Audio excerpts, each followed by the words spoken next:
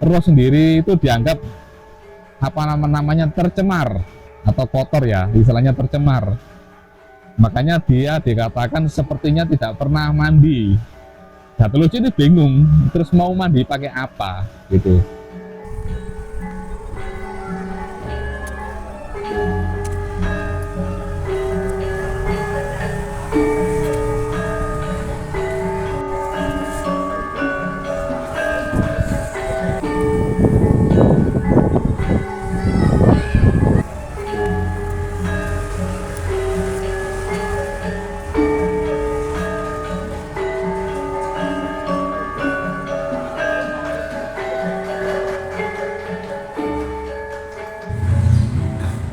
Sarwa hayu umpamane ingsun adus wareh badan ingsun wus kaisen toya kalamun adus genine jero badan isi latu yen resika sun koso siti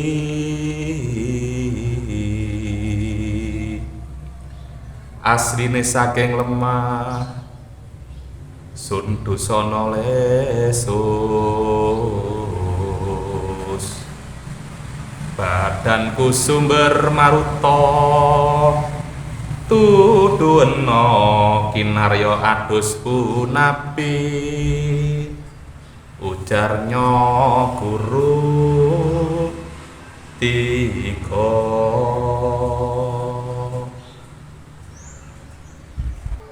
Gih, yang tadi barusan saya kembangkan itu adalah serat Gatot Lucu pupuh kedua dandang gula podo atau alinea ke-20.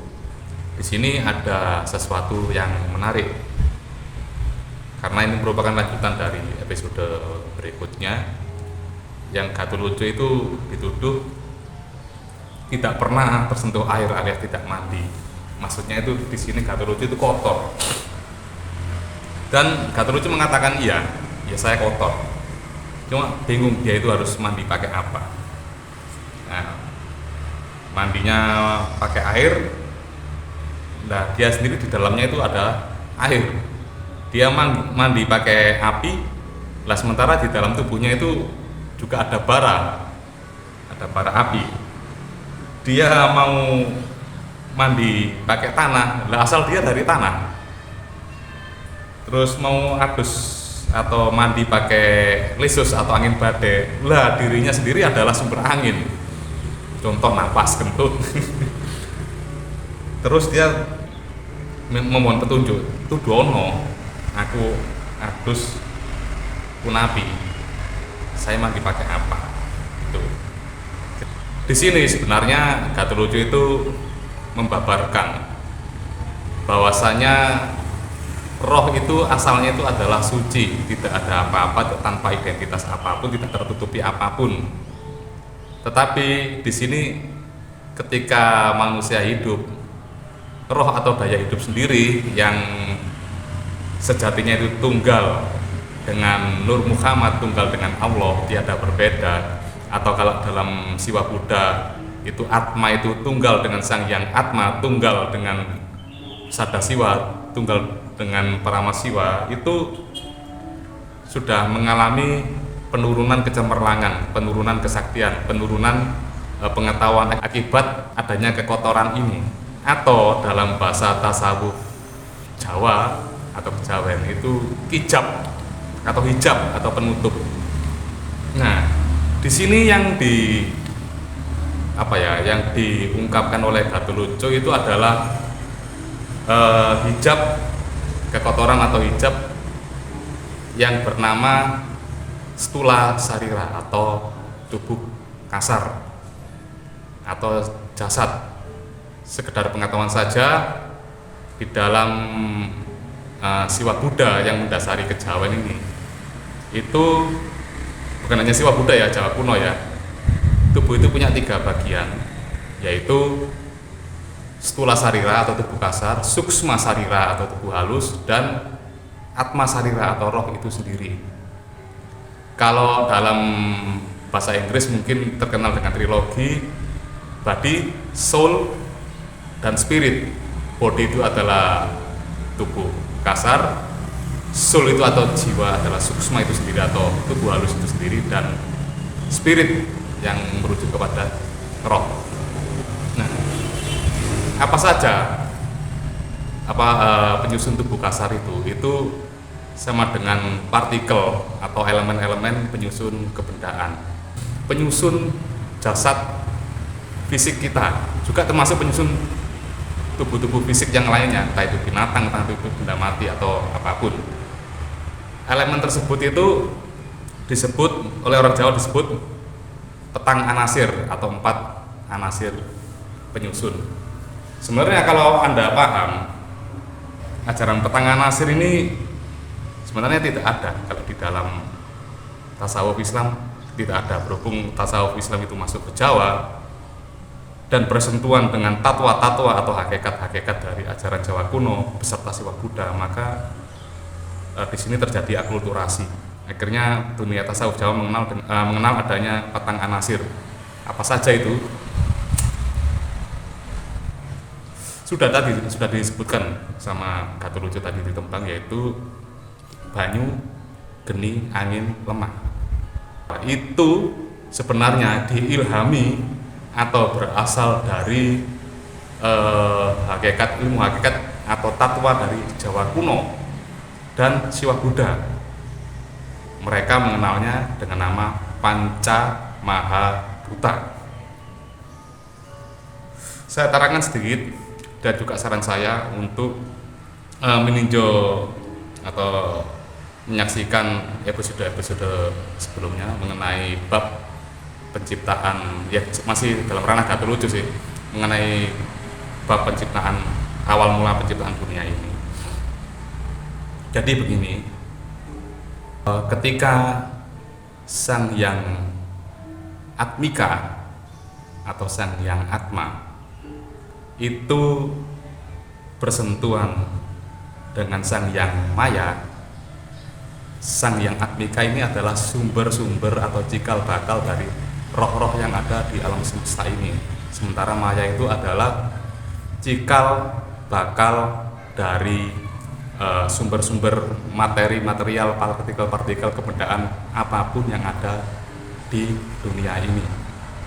Sang Yang Atmika ini nanti dikenal sebagai Purusa atau sumber roh, dan Sang Yang Maya ini disebut dengan Pradana atau sumber-sumber dari material, yang lambangnya sudah saya bahas di sebelumnya, yaitu lingga atau alu untuk Pradana atau Sang Yang Atma, dan yoni atau lumpang untuk simbol dari Sang Yang Maya, yang nanti dilambangkan dengan pertemuan antara penis dan vagina. Jika mereka bertemu, maka terjadilah seluruh rancang jagat dita ini, seluruh rancang makhluk-makhluk dumadi apapun ciptaannya, termasuk alam semesta ini. Yang perlu diketahui,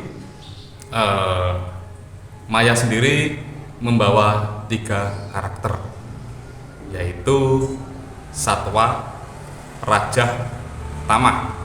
Satwa itu artinya itu kebijaksanaan, karakter-karakter yang bijaksana, stabil, lebih cenderung diam, lebih cenderung tenang. Kedua itu adalah Raja, agresif, dinamis, bergerak, dan keakuannya tinggi. Dan yang ketiga itu adalah Tamah, yaitu depresif, putus asa, pasif, cenderung diam dan malas. Nah, ketiga karakter tersebut sebenarnya itu disimbolkan oleh orang Jawa, itu sudah mengenal, yaitu disimbolkan dengan Bathara Manikmaya, Bathara Ismaya, dan Bathara Antogo. Ismaya itu adalah lambang dari satwa, yang untuk sifat stabil, bijaksana. Eh, Ismoyo itu adalah lambang untuk agresif, dinamis, atau merujuk kepada raja. Dan Antogo itu simbol dari tamak atau pasif, depresif, kemalasan. Nah, ketika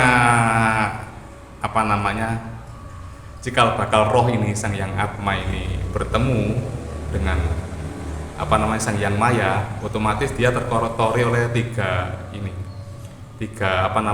triguna ini tadi ya. Triguna yaitu Satwa Raja Tama atau Manimoyo, Ismoyo, Antogo itu tadi. Dan setelah mereka bertemu, mereka dihijabi dengan apa yang disebut dengan cita atau gudang ingatan semesta. Bahasa Islamnya disebut dengan Lauhul Mahfudz. Dia dihijabi oleh itu, dibungkus. Kemudian setelah cita ini, bungkus ini tercipta, yaitu gudang ingatan tercipta, dia ditutupi lagi dengan budi atau kesadaran semesta.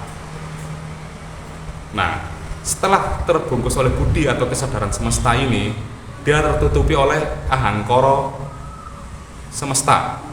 Ahangkara itu artinya perasaan yang level semesta. Ini masih belum tercipta ya. Kemudian dari ahangkara semesta ini, karena tercampur yang tiga itu tadi ya sebelumnya ya, sifat satwa Raja Tama, ahangkara yang tercampuri dengan sifat satwa, dia akan membentuk hijab lagi yang dinamakan dengan manah atau pikiran, beserta dasa indriya atau dasendriya atau 10 indera. Jadi orang Jawa kuno dulu mengenal 10 indera sebenarnya. Nanti coba dicek di ini yang saya tulis ini tadi. Dan ahangkara atau perasaan semesta yang bercampur dengan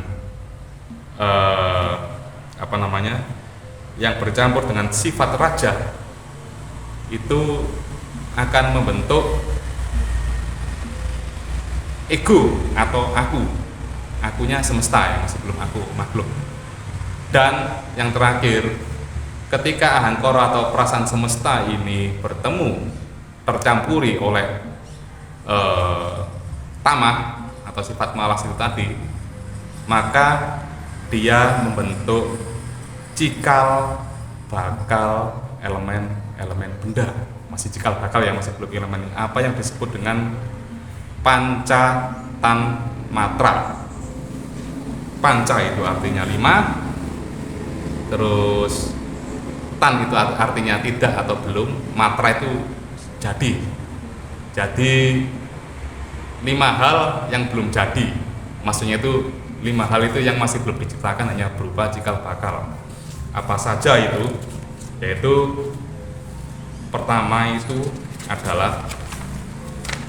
yang pertama itu adalah sabda tan matra, yaitu gaung ya, sabda gaung yang ada di alam sebelum ciptaan ini. Kedua, sparsa tan matra atau sentuhan yang belum jadi. Rupa tan matra, yaitu bentuk atau wujud yang belum jadi. Rasa tan matra, yaitu rasa atau kecapan ya, bukan perasaan ya, tapi lebih cenderung ke rasa-rasa lidah. Rasa tan matra itu masih berupa konsep dan belum jadi, masih ada di alam awang wung. Dan ganda tan matra, ganda ini sama dengan penciuman atau bau. Nah, itu kan masih cikal bakal. Ketika cikal bakal ini terlahir di alam semesta ini, pada awal-awal penciptaan alam semesta ini, panca tan matra tersebut mewujud menjadi panca mahakota tadi. Apa saja itu panca mahakota? Yaitu pertama akasa. Untuk sabda tan matra ya, dia menjadi akasa. Orang sekarang menyebutnya angkasa, yang merujuk pada ruang kosong. Ruang itu tercipta. Kedua, sparsa tan matra atau sentuhan. ini akan mewujud menjadi bayu atau angin. Kemudian rupa tan matra atau bentuk yang belum jadi, dia akan mewujud menjadi teja atau cahaya merujuk pada api. Kemudian rasa tan matra, yaitu kecapan yang belum jadi, dia akan mewujud menjadi apah atau air. Kemudian ganda tan matra atau bau yang belum jadi, dia mewujud menjadi pertiwi atau bumi. Maksudnya di sini itu adalah tanah. Dari pacatan matra sudah mewujud menjadi pancama bhuta yang kita kenal sebagai akoso bayu tejo apah pertiwi. Kita menyebutnya itu ruang, angin, api, air, tanah. Kemudian proses berikutnya yaitu menjadi segala macam bentuk benda, dan yang menjadi makhluk hidup dia akan dimasuki oleh sang yang atma atau roh itu tadi. Seperti itu. Benda-benda mati juga sebenarnya juga ada nyawanya, cuma bukan nyawa yang terkotori, bukan nyawa yang tertutupi oleh 5 itu tadi ya. 5 pancama bhuta tadi ya, tapi dia masih memakai roh semesta. Makanya dia ikut ikut hukum-hukum fisika, hukum-hukum semesta, karena dia roh, mempunyai roh atau atma semesta. Beda dengan kita, ya kita tetap terbatasi oleh hukum-hukum fisika juga yang berlaku dalam semesta ini. Namun kita masih punya pilihan, karena kita punya karakter. Itu tadi, nanti karakter tersebut terbentuk dari suksma sarira atau tubuh halus, tapi saya tidak akan membahas itu dulu supaya fokus. Nah, itu yang dimaksud kekotoran oleh yang dimaksud oleh Gatholoco mengenai kekotoran yang menghijabi dia itu siapa ya? Gatholoco ini, Gatholoco itu adalah lambang dari atma atau roh makhluk atau roh manusia yang sudah terbuka hijabnya. Makanya dia bisa menyebut bahwasanya badan kasar ini adalah kekotoran, maka dia harus mandi walaupun dia bingung, tanya ke kiai mau mandi pakai apa. Tuh. Nah, yang unik di sini loh, Jawa kuno ataupun Sewa Buddha kok 5 pancatan matra, pancama bhuta 5 kan. Loh, sementara kalau di kejawen yang berbasis tasawuf Jawa itu kok hanya 4 saja, 4 anasir. Ya memang seperti itu, mau nggak mau kita harus mengakui kita kehilangan satu anasir ini, terutama yang ada di Jawa. Di Bali, saudara-saudara kita yang ada di Bali itu masih menyebut 5 atau pancama bhuta, tetapi kita sendiri hanya 4. Apa yang kurang yang kita disebut dalam 4 anasir itu? Seharusnya kan 5 anasir, yaitu ruang atau angkasa. Bukannya tidak disebut, jarang dari aliran-aliran kejawen itu yang menyebut angkoso atau ruang itu jarang. Yang disebut itu hanya petang anasir itu, banyu, geni, angin, lemah. Hanya itu saja. Ya wajar, dalam artian wajar itu karena karena memang harus kita akui di dunia kejawen kurang memperhatikan atau kurang istilahnya itu kurang mengadopsi dari sisi ruang. Padahal ruang itu penting, juga termasuk materi sebenarnya. Bahkan di dalam sains atau dalam sains sendiri, ruang sendiri itu bukan kekosongan, bukan. Anda bisa cek di di episode yang kedua itu kalau nggak salah, saya sertakan di deskripsi atau di tombol kanan atas, silakan diklik mengenai apa itu ruang kosong atau kekosongan. Jadi yang dimaksud dengan kekotoran